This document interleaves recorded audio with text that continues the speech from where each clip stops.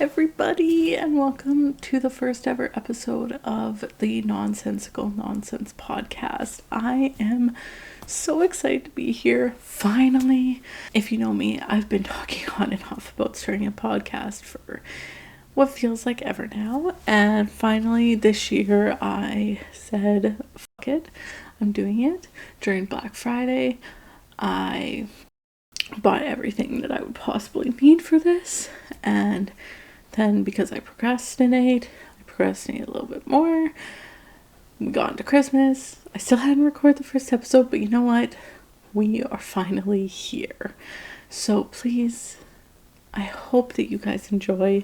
We're going to talk today. We're going to go through some Am I the Assholes, just because I really enjoy reading those. I really enjoy judging people and putting my thoughts in, even when they're not required.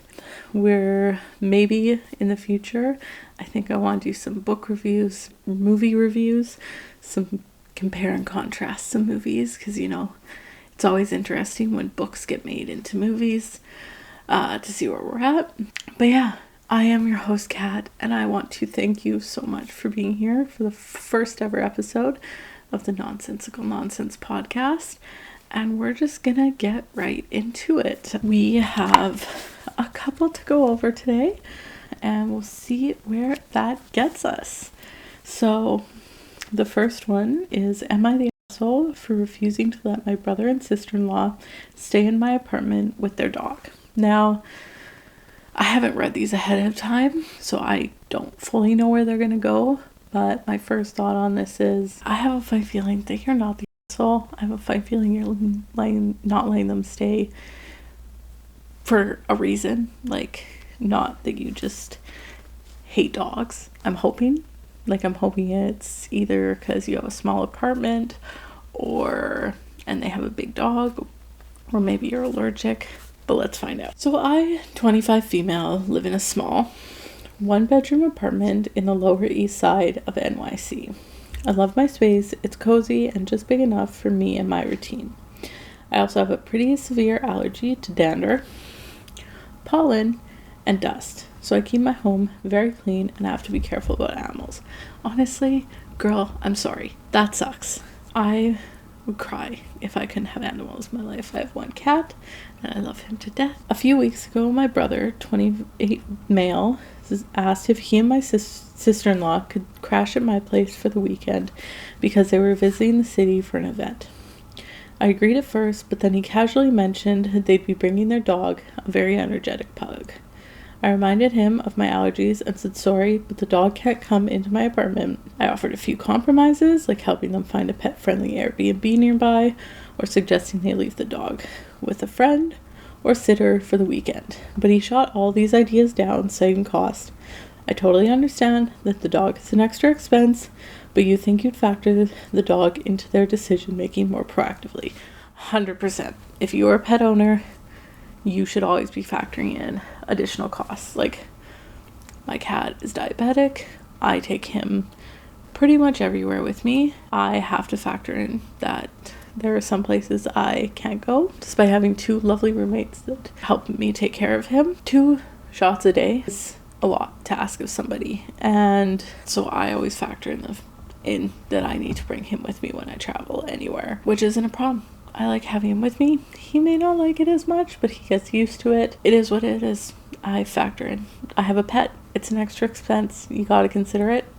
If you don't want to pay for a sitter, I'm sure one of your friends would love to take care of the dog for you for a weekend. He got really annoyed and said I was being selfish because they had already told a friend they wouldn't need them to dog sit, and it costs a lot to have them kept somewhere.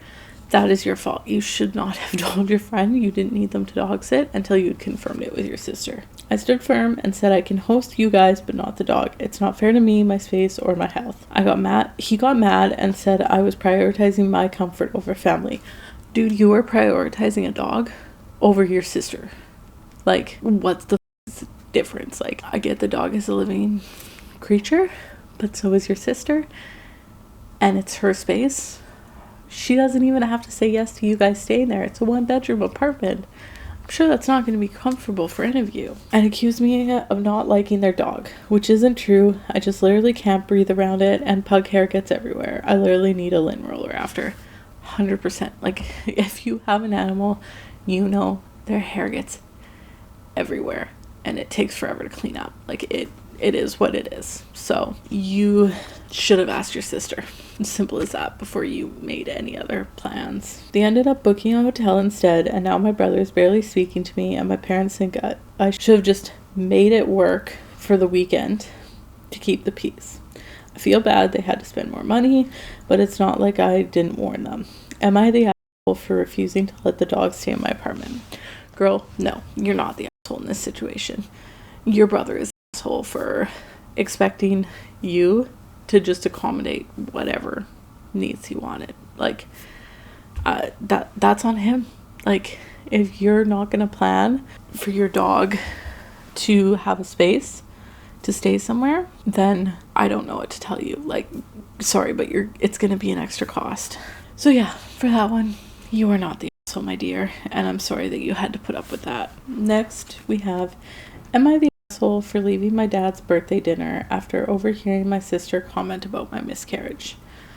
Right from the get-go, I'm gonna guess that this is probably you're not the asshole, because a miscarriage is probably one of the hardest things you'll ever have to go through in your life as a woman, or even as a man who wants to have children.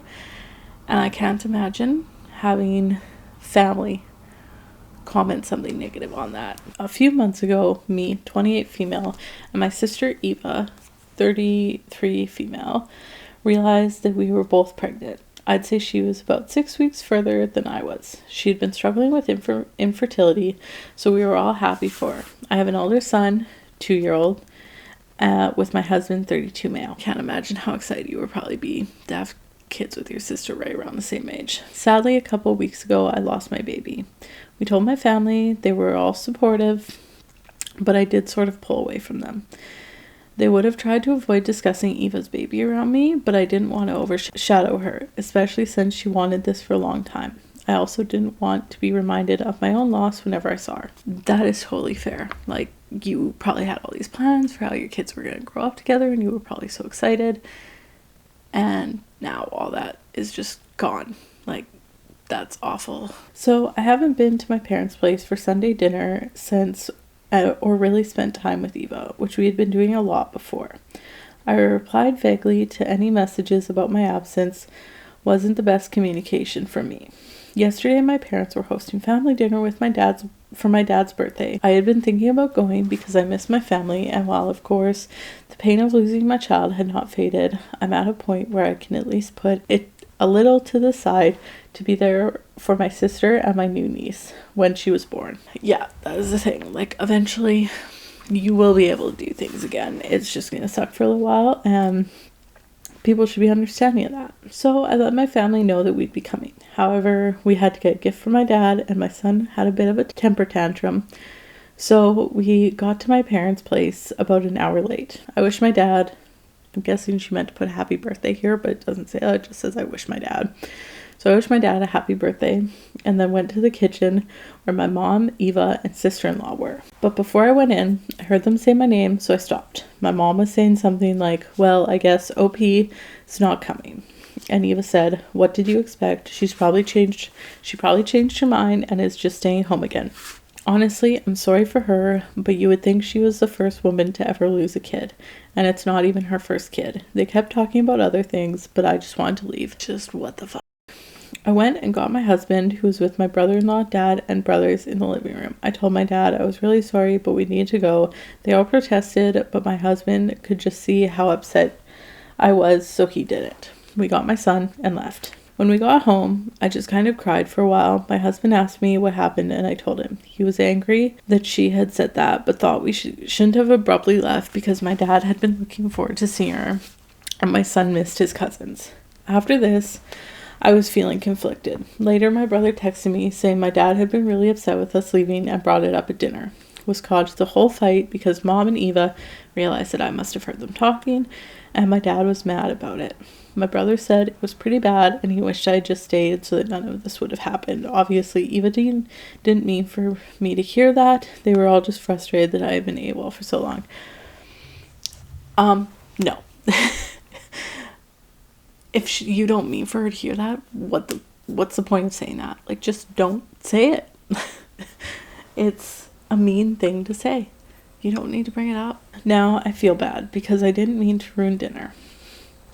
No, your sister ruined dinner, not you. Your sister didn't need to say it. Like, there's just some thoughts that even if you have them, don't say them out loud. Obviously, what Eva said was hurtful, and I can see how my actions might have led to her saying something out of anger, and I could have talked to her about it instead of just leaving.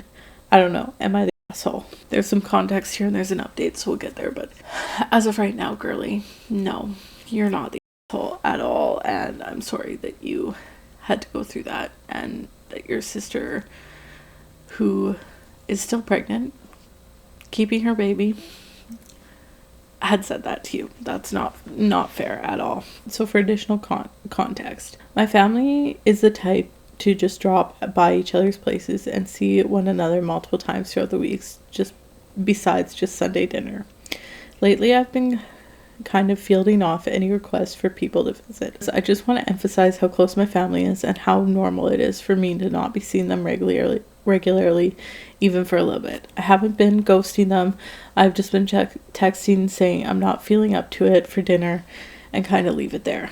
Again, your family should understand that this is a hard time for you and they should be supportive in whatever you need. And if that's staying home and staying in bed until you feel up for it, that's fine. You're allowed to do that. I don't care how close you were before. Like, if you don't want to see people, you don't want to see people. My sister and my mom have always been closer to each other, as has me and my dad. Additionally, my brothers were closer to her since they were all closer in age. That kind of makes sense, to be honest, with the dynamic that you mentioned. I mentioned this in a comment, but we didn't text anyone saying we were going to be late since my family is usually pretty lax about time. Me and my husband usually show up early though, so it's unusual for us to be late, and that might have been why they thought we weren't coming. Also, my son was continuing to be a handful all the way there, so that kept us busy, and we kind of didn't think about notifying anyway.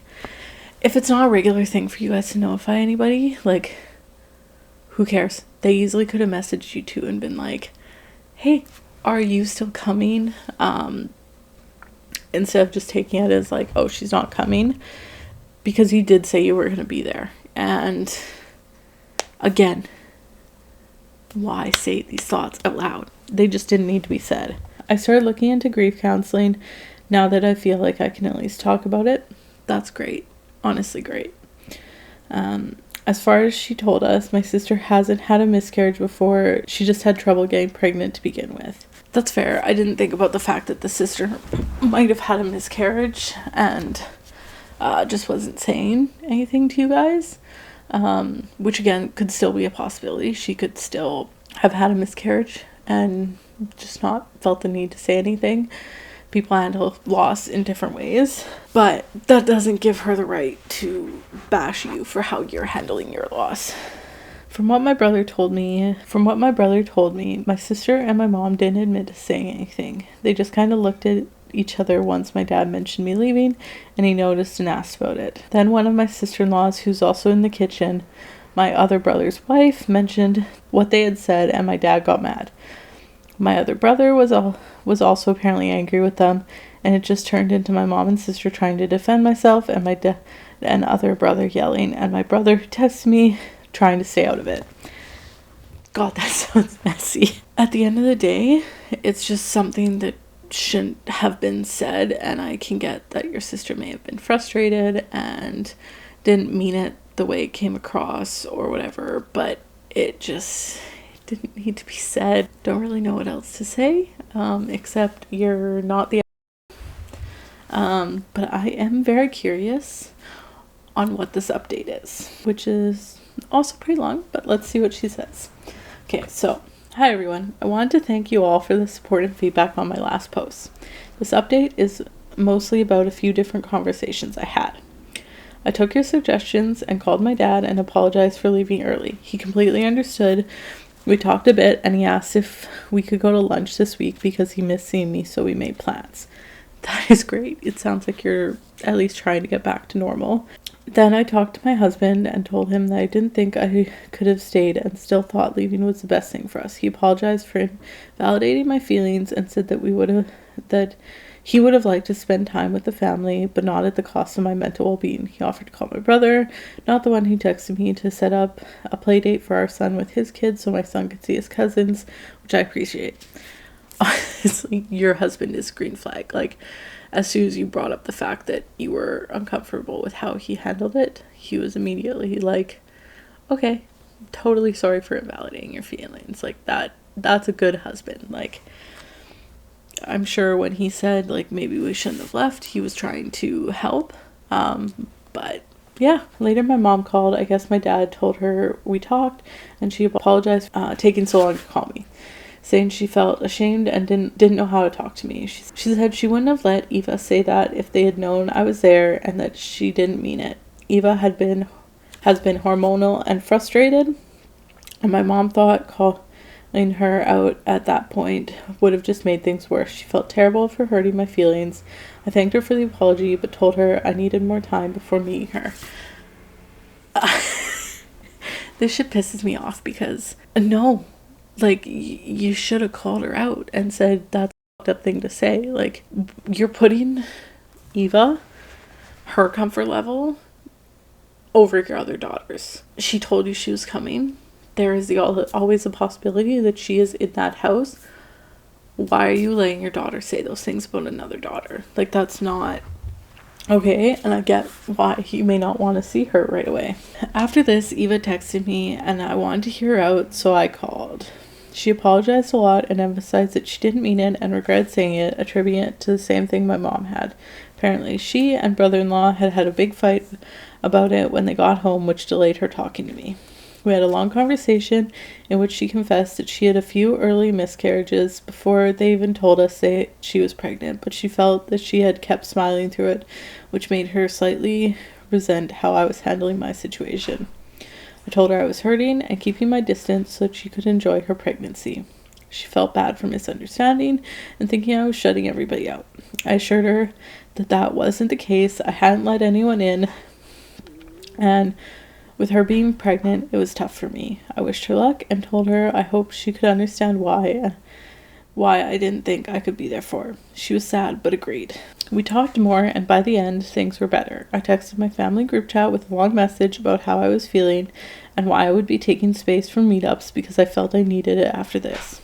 While the apologies eased my mind, I could see myself forgiving them in the future.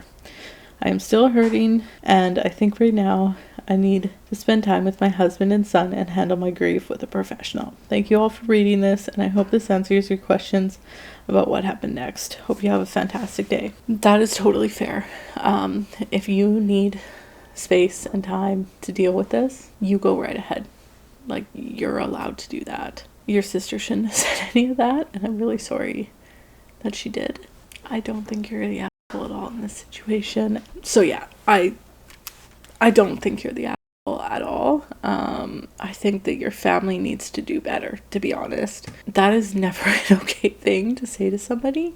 And again, that's honestly, if that worked for her to get through her miscarriages, to smile through it and just basically act like it didn't happen with you guys, that is fine.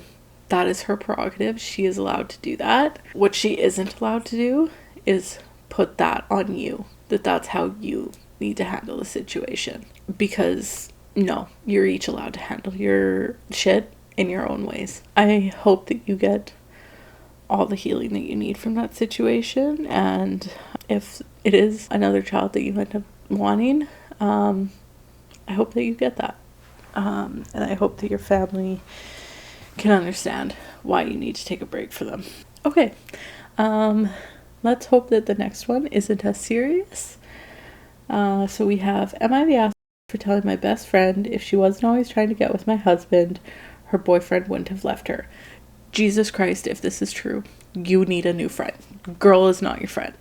Like, at all. She's not. She has no respect for you. I, 27 female, have been best friends with Kira, 27 female, since we were little. We were neighbors, went to the same school, college, etc.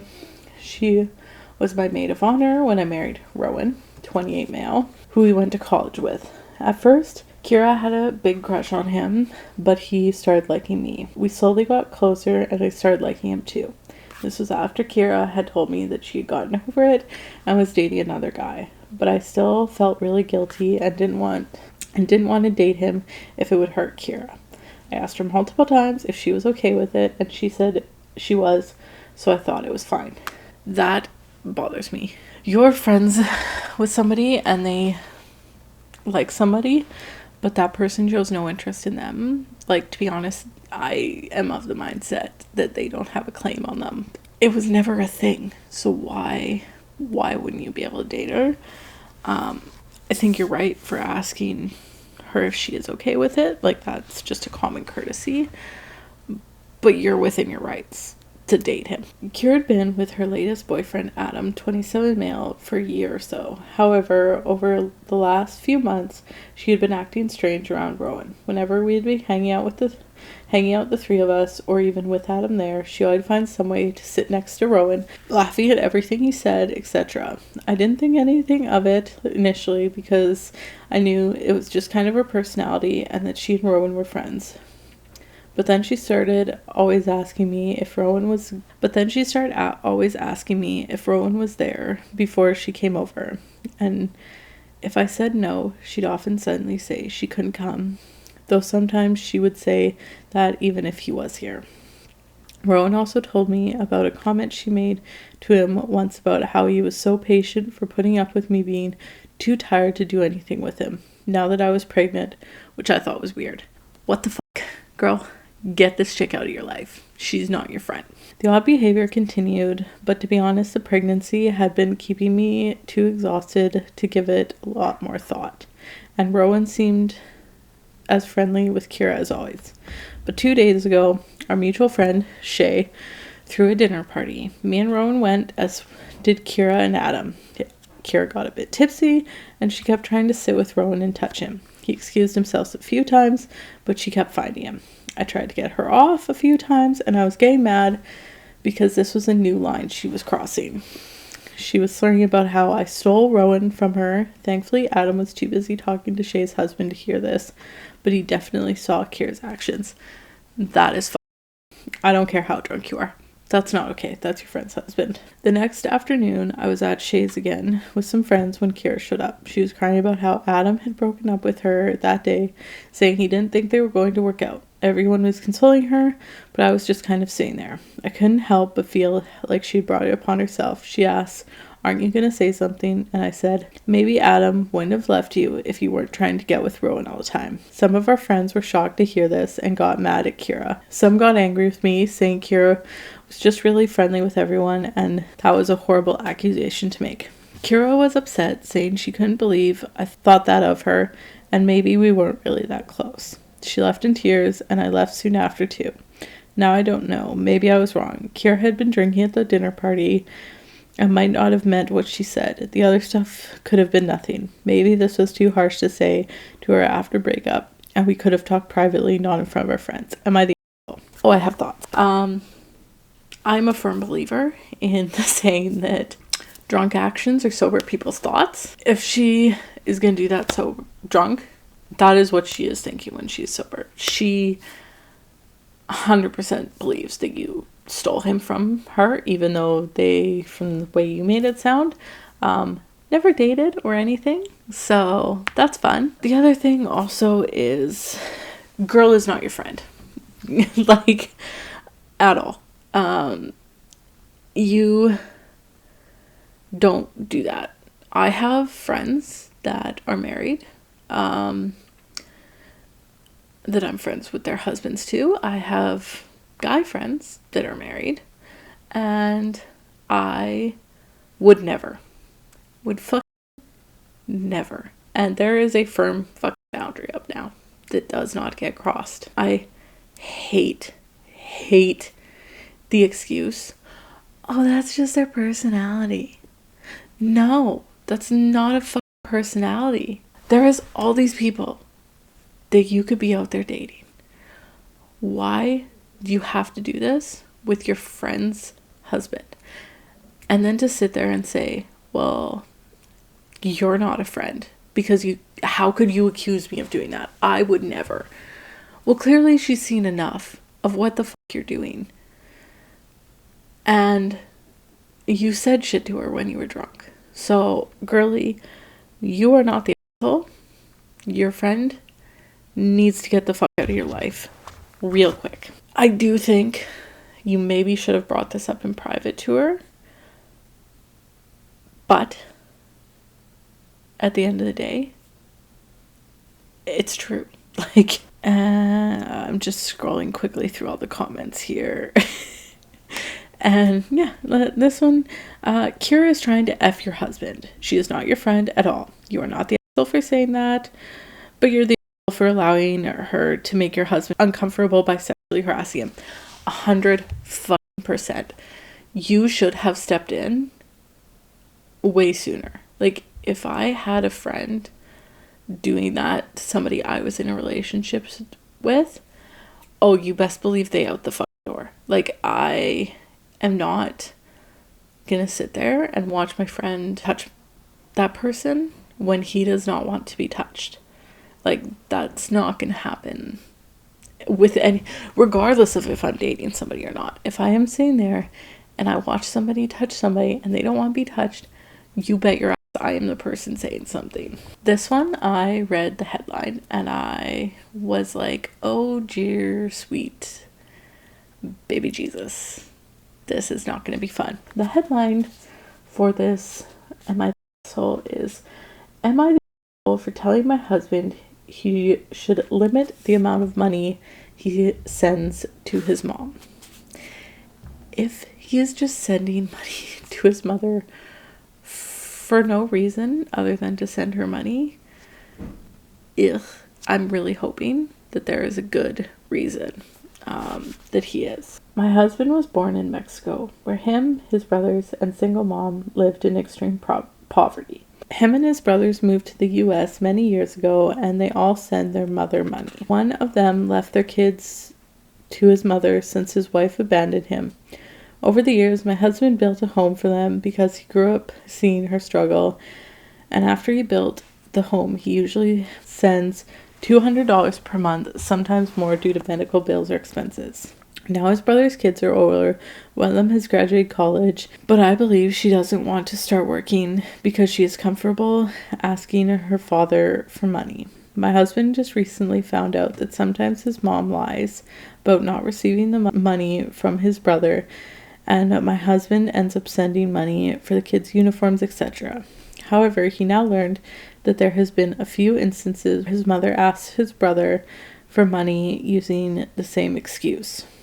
What really made me upset is that now one of his sons, who's 22 years old, was lent money, $2,000, to start a business. However, didn't seem to put much effort into keeping it going. Obviously, wouldn't be able to pay my husband back. My husband wanted to see his family do better in Mexico, but it looks like they are too comfortable to even want to work or try.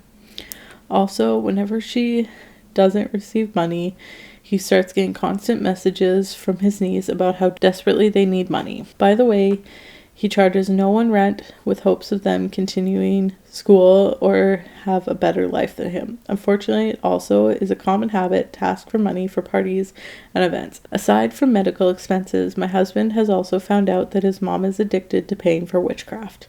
I've told my husband that he should limit the amount of money he sends his mom. Lately, it's been a weekly thing, and it's totaled about $500 per month. I don't know how I feel about this one. If it's true that she is abusing the money that he is sending her to live, then yeah, I think he should limit the money that he sends to her, make her have some responsibility in that, because while I get that he doesn't want her living in poverty, I don't think it helps to just constantly give people money for free.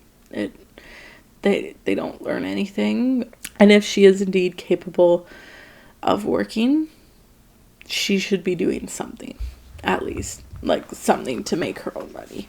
And it sounds to me like she is teaching his nieces and nephews that same thing, which is fucked up.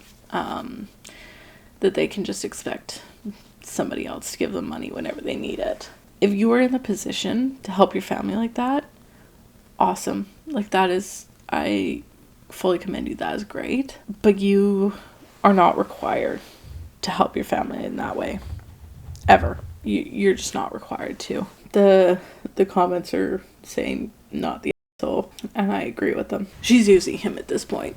So I'm very curious about this one. It's a short one, but it got marked as asshole. So the headline is, am I the asshole for only getting a college graduation gift for my 28 male son and not my daughter-in-law, 28 female?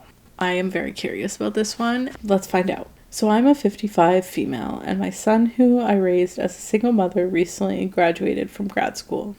His wife, my daughter-in-law, also graduated at the same time, and I gave a special gift of a bit of cash just to my son because I'm proud of him as his mother, and I feel a sense of pride since I raised him as a single mother. I figured my daughter-in-law had her own parents to gift to her.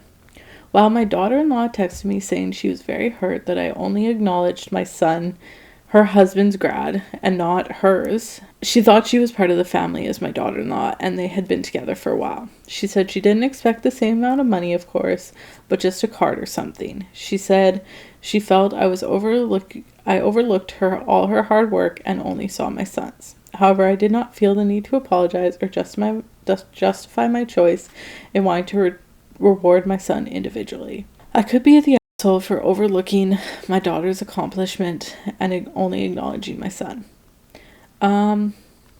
Yes. I think you're the asshole. There was no reason why you shouldn't have at least in the card congratulate your daughter on graduating. It would have taken zero effort, to be honest. I just don't understand why you wouldn't at least say congratulations. Text her a congratulations. Do something. She's not asking for a present. She's not expecting anything except a congratulations. And it really shows me that you don't like your daughter-in-law. I don't think you like your daughter-in-law at all. Yeah, that's unbelievably rude. You're an asshole. Okay. This one is going to be interesting. Guess I should start with the title. Am I the asshole for telling my stepmom she was a failure? I, 18 male, currently live with my dad and his wife that he got immediately after my mom died. Today, I was invited by my father to eat dinner, and as I went to the dining room, my stepmother started making snarky comments at me. Stuff like, what a surprise you're eating, or I didn't know you ate anything besides fast food. I'm overweight, so of course she likes mocking me with stuff that isn't even true. I decided to ignore her because I didn't want to start arguing with her, but my father decided to intervene and said that she was being annoying and disrespectful. Great job, Dad. Hearing this made my stepmother even angrier, so she kept mocking me as I ate my dinner in silence. Then she suddenly started to make fun of my mom, saying she was a failure and that she should be ashamed of giving birth to me. This isn't the first time she's made fun of the death of my mother. Holy fuck. As somebody who has lost their mother, mind you, I was 25 when she passed away. That is infuriating. You get out. I'm pretty sure if my dad ever got with somebody else and she said something like that, it would be out the door on sight. Like, immediate. Straight to jail. Like, that is unbelievably rude. After hearing that, I rightfully snapped and started yelling at my stepmother, saying all sorts of slurs against her, telling her she was a failure compared to my mom, saying that my mom had a degree and a prestigious job while she was without a job and she dropped out of high school. My father was on my side during the argument. So after finishing my dinner and arguing with my stepmom, I went back to my room thinking that the argument with my stepmother was over. But an hour later, my dad barges into my room telling me, who do I think I was to talk to my stepmother like that after all she had done for me, which literally was nothing since all she does all day is watch TV and scroll Facebook. My dad then started calling me a failure and a parasite, saying I would be better dead than alive, a walking piece of trash. He ended the discussion by threatening to kick me out of the house, saying stuff like, tomorrow I want you to leave this house. Right now I'm in front of my door blocking it from being opened after my dad came back here like half an hour ago repeating the same stuff from before. Am I the asshole in this situation? Because apparently for my dad and stepmother I am. Holy shit, no.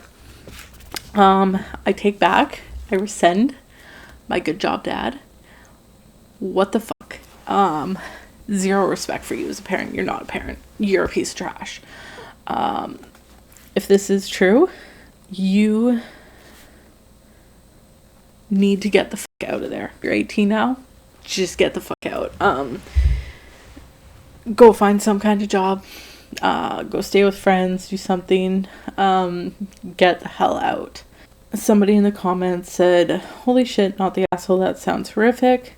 Do you have some friends you can move in with? You need to get the fuck out of that house ASAP. Thank God I have my grandparents who live not too far away, but I'm afraid of being a burden to them. That's why, if I can, I'll remain here. Thanks though. Unless your grandparents are also I don't think you're going to be a burden to them. I'm sure if you told them what was going on, they would be more than happy to have you. Yeah, you need to get out of that house. That is an unbelievably toxic environment. And I'm really sorry that you have to live like that. And your mother is a piece of trash, and so is your dad. That would be a no contact. Go no contact. They don't deserve you in their life. Okay, we have a nice long one here that I'm very curious about. Am I the asshole for bowing out of my brother's wedding? I am at a total loss and looking for some outside opinions. Please bear with me because this is an extremely long story over the course of many years, but I need to know if I'm in the wrong here. It all started when so she's a 28 female, brother Tim, who's a 25 male, went to college and met Brad, 27 male. When they met, Tim was 18 and Brad was 20. They were both in the university band and they ended up having a lot in common and getting along well. By the end of Jesus Christ, I really hope that this is not going to a homophobic place.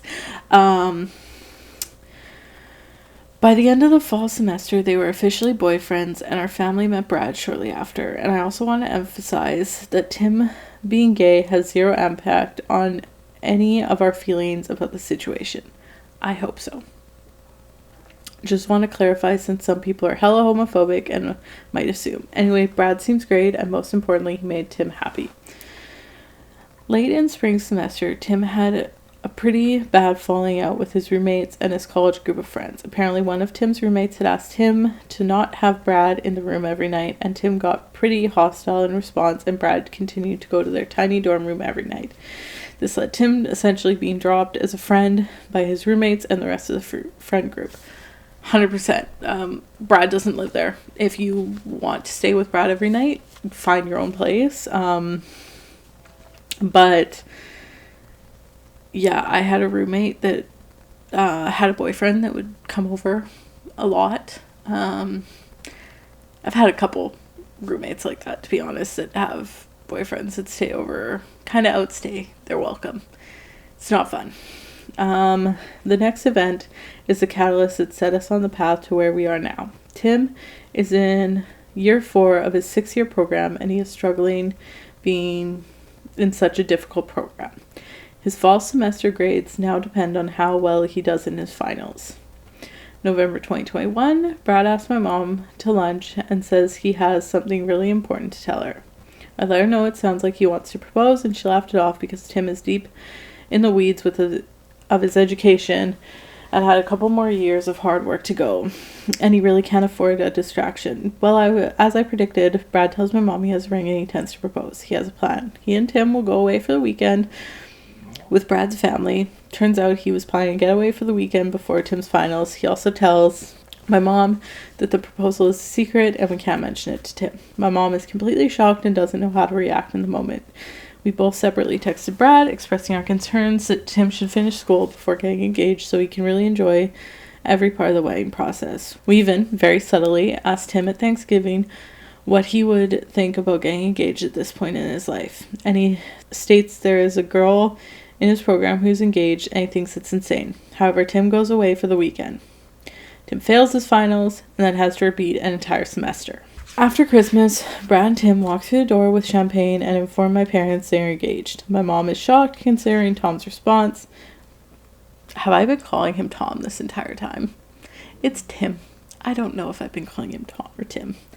After Christmas, Brad and Tim walk through the door with a champagne and inform my parents they are engaged. My mom is shocked considering Tim's response about getting engaged. She does not react well, and Tim is deeply hurt by this. I attempt to smooth everything over by being excited for the two of them. I'm my brother's biggest cheerleader, and I love him very much. I support him no matter how I feel about his decision. After about a year, I tell Tim and Brad I would love to throw them an engagement party once Tim graduates to kick off the wedding planning and celebrate them. I do love to host parties, so this was my way of wanting to show support. I tell them I'm thinking next spring, since it's currently summer and Tim will not graduate until December. When I say this, they are shocked at the suggested date, saying it was so far in the future. I was confused by this, since Tim is still a full-time student without an income. I am not sure how he will pay for wedding expenses, but we move on. Meanwhile, my parents have one request for Tim: that he wait until my wedding is over to start having his own wedding events. He agrees and says he would never do such a thing. Some background. I am 4 years older than Tim and also have a long-term partner. I finished college the year before he started college, and I have been many years into the workforce when I got engaged. There is no form of sibling rivalry due to our age gap, and Tim and I have a great relationship. I'm starting to get the vibe here that the family refuses to think that getting engaged when you're in college can be a good thing. Like, I'm starting to think that the family is just very against that, which teach their own. I don't really care, but I guess we'll find out. The next wedding update we get from them is telling us that they're throwing an engagement party 4 weeks before my wedding. I'm confused why they would do this, but mostly disappointed they picked a date that I couldn't attend, since I was so close to my wedding and we were very busy with wedding planning of our own. Tim and Brad assured me they completely understand why I couldn't make it, and it's okay with them. My parents are very annoyed, since Tim promised he wouldn't plan any wedding events until my wedding is over.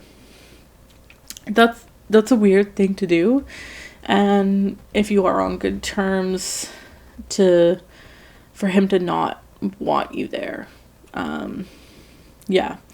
Thanksgiving 2023 comes around, and I don't remember the specifics of how we arrived at this discussion. I think it was, again, trying to ask questions to be supportive. Tim and Brad dropped a bit of a bomb on us. They informed us at the dinner table they have booked a wedding venue, and they toured the venue and booked it a month ago, in August 2023.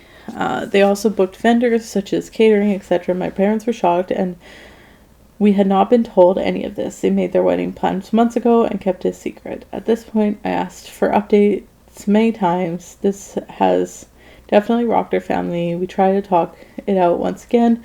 We cannot seem to see eye to eye. We try to move on and continue being supportive. So here's the one thing I will say about that. It's their wedding. At the end of the day, you are not entitled to have any say in their wedding planning, and if they want to do it completely on their own, without your input and tell you about it later, that's their right.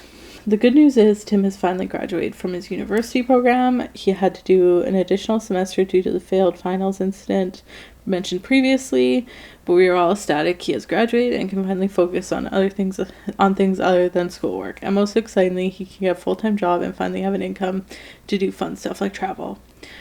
I don't know, something's weirding me out, to be honest, about this family's obsession with, like, when you're in school, all you're allowed to focus on in school. You cannot have a personal life. Like, that's kind of what it seems. And now, it's like, now you're out of school, you're allowed to do whatever the fuck you want. Like, gives me a weird vibe. Maybe that's just me, though. Maybe I'm weird. In January 2024, Tim texts myself and my parents to tell us he wants to get together soon, as he has some exciting news to share. We assume he finally got a job. Turns out Tim's good news was not a new job. In fact, at this point, he didn't seem very interested in finding a job. Tim's big news was to ask me to be his maid of honor. I'm honored despite all that has happened because I love my brother. I was so excited to stand up with him on his wedding day. I'm determined to make an impact on his wedding experience by making it special for him. He is very passive, and I'm nervous at this point that he is being agreeable, and it seems that most of the ideas have come from Brad. Now I officially have been asked to be involved. I want to ensure Tim feels as special as his partner.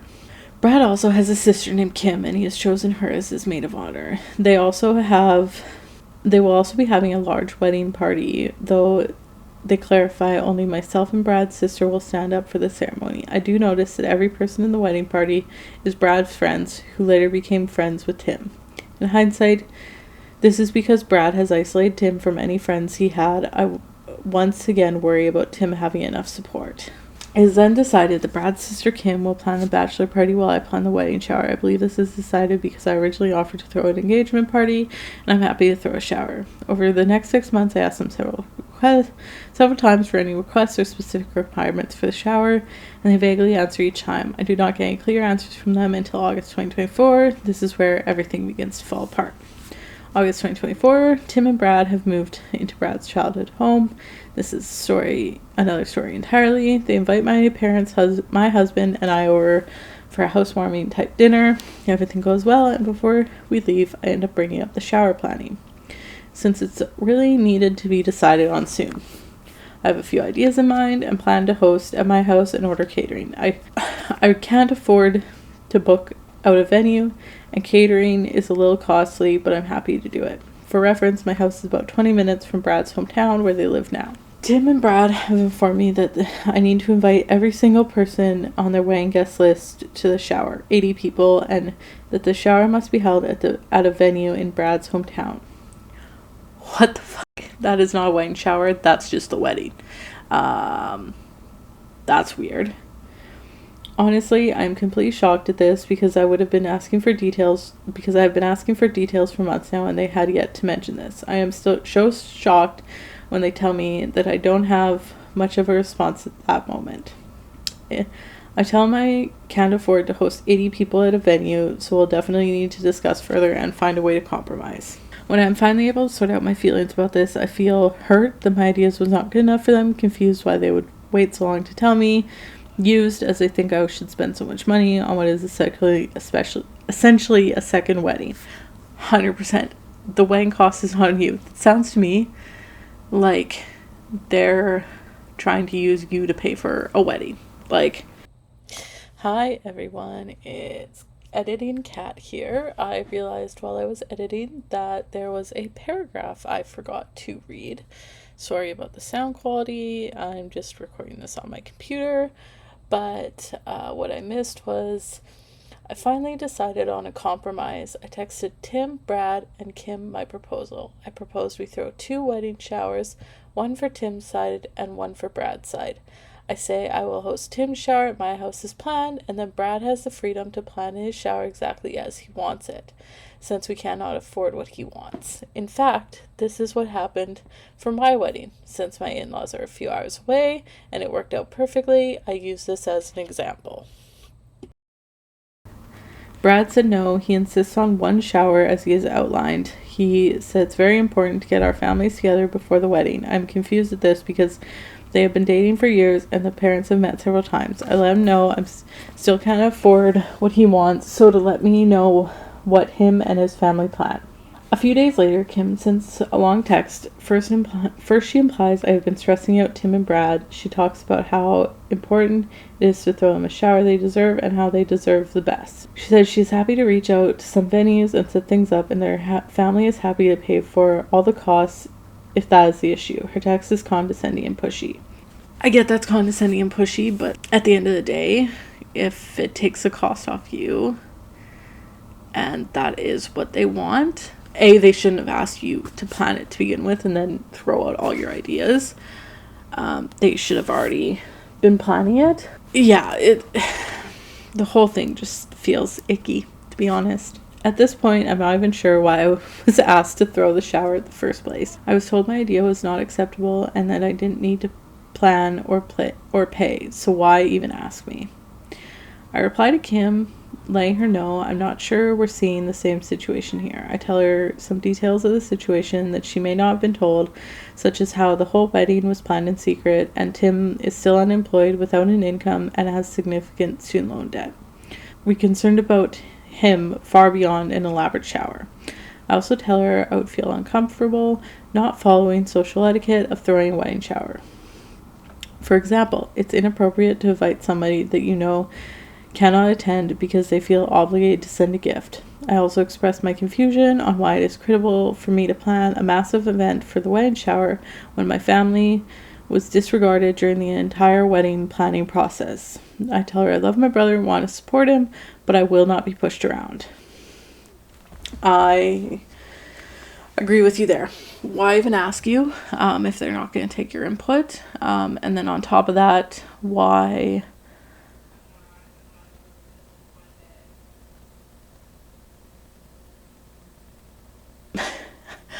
just heard my roommates through my mic. That was weird.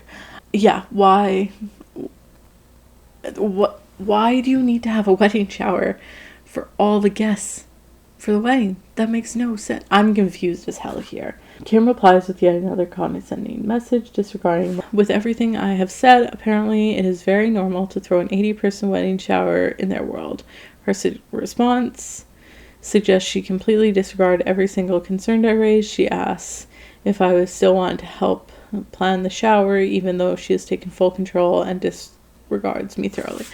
That is true. It could just be a cultural thing, where it's normal for them to throw this big of wedding showers.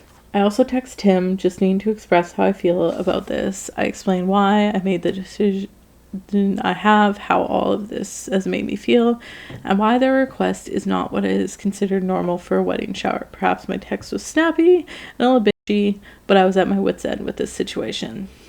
I start to feel like I'm going crazy. They are completely insistent that it is normal. None of this seems normal to me, especially considering I've gone through the wedding planning process myself the previous year. Then comes the final nail in the coffin of this entire story. Kim has sent our private text messages to her brother, despite implying that I was stressing them out, causing drama isn't the same. The combination of that, plus the text I sent to Tim, sent him over the edge.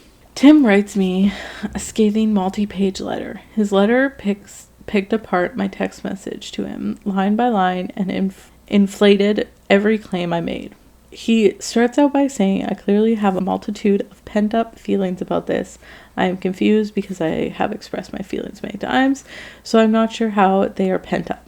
It seems he may be projecting, as he has never expressed his feelings. His letter took my text word for word and disputed every claim. It almost reads like a legal document. Some of the statements were, all the wedding guests should be invited to the wedding shower so they can make their own decision whether to come or not. I planned the wedding shower with 0 of their desires included. I asked them many times for their requests. Exact cost of how much money I could have saved using Kim's or Brad restaurant connections to book a venue. It doesn't matter if she didn't have the money to book a venue to begin with. Who cares how much? Can you not? I am filming. It doesn't matter. If she couldn't book a venue, afford it, who cares if there's a discount? That's ridiculous. Our family's feelings have been hurt despite Brad's family doing their absolute best to appease us at every turn, and we in turn have slandered all their efforts. That they told me I should have attended their engagement party for 30 minutes to say hi. Why book it on a day that you knew she wasn't going to be able to attend?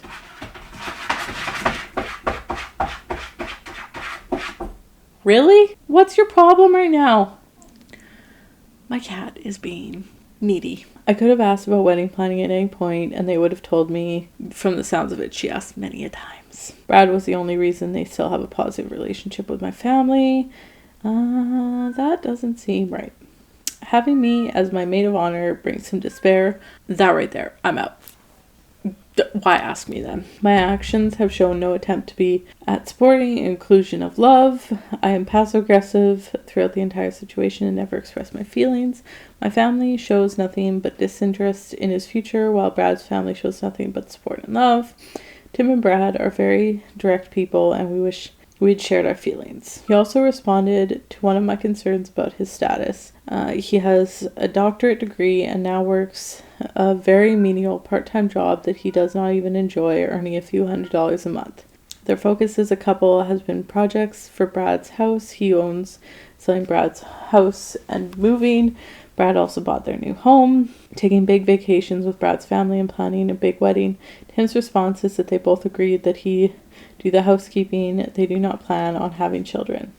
This letter was the grand finale of the wedding planning process. It was not collaborative in any way.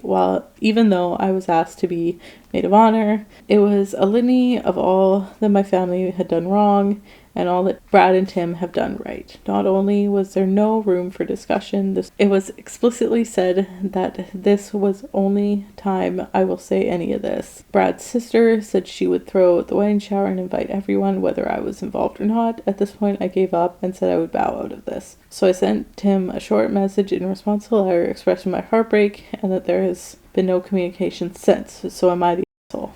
I have thoughts. This is one of those situations that I find very hard to judge because we are only hearing one side of this. And again, to me, the whole them pressing like, oh, he's in school, that's all he should be focusing on. And well, now he has this job, this doctorate, so he needs to go out and get this crazy fancy job. Which, dude, if you spent the money on going to school, why are you not getting a good job? Isn't the whole reason that most of us go do these degrees is so that you can get paid good money later in life? Yeah, you might enjoy the job too, but like money. To me, it sounds a lot like they have very different values. And maybe this is Brad's influence and completely on Brad. Maybe it's Tim going to college and finding out that he doesn't value the same things his family does, that kind of thing. I know when I grew up and moved away from my small town, I changed quite a bit, not even close to the same I was. A part of that is growing up. Part of that was being around new people. It sucks a lot that this is the way though it's gone, and it does to me sound a little bit like Brad and his family are very much like our way or nothing, which could be a huge contributing factor. I feel like there's this weird, like, we're not hearing the whole story, because to go in and write a multi-page letter to your sister going through all of these things point by point makes me think that there is more to this story than what she is telling us. So I'm really curious what some of these comments say. So let's take a look. Interesting.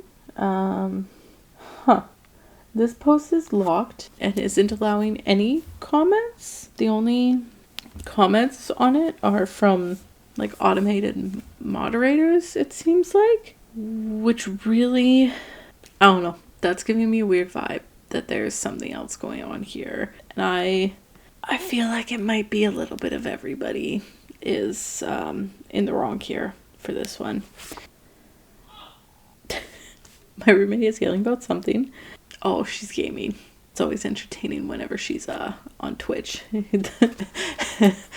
streaming. I don't think she's streaming right now, but seeing as it's 1 a.m, but she's probably just gaming. But I'm gonna do one more story because again, it's 1 a.m. I want to go to bed sometime soon. But I have one more really short one that I flagged because the tag on it is just everyone sucks. And those are kind of my favorite, to be honest. It's very short. It's, am I the asshole for criticizing my sister's choice of name for her baby? And I love this. This is good. My sister just had her first child, a girl, and her husband chose the name Isis after the Egyptian goddess. I politely pointed out that the name is also the name of a terrorist organization, and I thought the kid might get bullied or teased for having the name once she was in school. My sister totally blew up, accusing me of interfering in her life and saying that her daughter's name was her own choice. I wasn't trying to be rude or judgmental, but now that I think I ought to not have brought it up. After all, it is her kid, not mine. Am I the asshole? I think about this a lot, to be honest, because I grew up and my mom loved Egyptology, and I grew up with a love for it, and I always did really love the name Isis. And when I was younger, I was convinced I was going to be a mom. I always wanted to be a mom. Now that I'm growing up, I'm kind of like 50-50 on whether I ever want to have kids, but that's a whole nother story. And I always loved Isis. Like, she was one of my favorite Egyptian goddesses, and I always loved the name, and I always thought, hey, this might be a cool name for my kids. So when ISIS started getting well known as a terrorist organization, I was like this girl, and I was like, well, that might not be a good name to name a kid. So I get both sides of it. Maybe you should have just left it alone, but also I don't see why you wouldn't say it, because like, what if the kid does get bullied? Like, I can guarantee that this kid is going to get bullied. As somebody who grew up with a name that was a very well known, and like my real name is linked to a national disaster that happened when I was a kid, and it got brought up endlessly after it happened. And at that time in school, I don't even think I was really going by my real name. I had a nickname that I went by that's now pretty much just used by family and really close friends, but kids still found out that that was my real name and started calling me things because of that disaster. I always kind of found it funny. Even as a kid, I had a pretty hard skin. I was bullied, and now I look back on it and I'm like, yeah, it's probably the reason I am the way I am for a lot of things. Very much an introvert and stuff like that, but people calling me names, have fun, I guess. I don't know, go off, queen. So yeah, I always found it funny that like people would try and joke to me about this national disaster, but to name your kid after a terrorist organization, like, I don't care that you named him after the Egyptian goddess. People are going to think you named him after the terrorist organization, or her after the terrorist organization. Like, it is what's gonna happen, and I feel bad for your kid. So yeah, that was just a little funny one that I read the headline for and wanted to finish up on, because I figured it would be pretty funny and not as serious. Some of these got pretty dark, not gonna lie. Darker than I was expecting, but overall I had a great time reading through these, and I am going to start editing this tomorrow and hopefully get it up on YouTube at least early next week. I'm new to the whole editing thing. I've done small amounts, but editing with a mic and video and syncing it up, that is new to me, so I imagine that's going to take me a little bit longer, but hopefully my plan is to keep filming weekends when I don't have to work, and then getting an episode uploaded, because I'm crazy. I'm in school, I work full-time, and now I'm doing this, so and I like sleep, so we'll see how the schedule goes, but I do want to get into giving you guys weekly episodes. First YouTube. Now I need to figure out streaming platforms, because I am a YouTube girly. If any of you guys watch a certain podcast, you'll know why I keep saying girly, because we're all the girlies. We're a big fan of the girlies. Now that's just become part of my vocabulary because they say it so much. Get this up on YouTube, and I know some people are audio listeners, so I will try and figure out my Spotify, Apple, all that jazz podcast play as well, so you can listen to it audio if you want. But either way, guys, thank you so much for tuning in to our very first ever episode of the Nonsensical Nonsense podcast. And yeah, I will talk to you guys soon. I hope you all have a great night. Bye.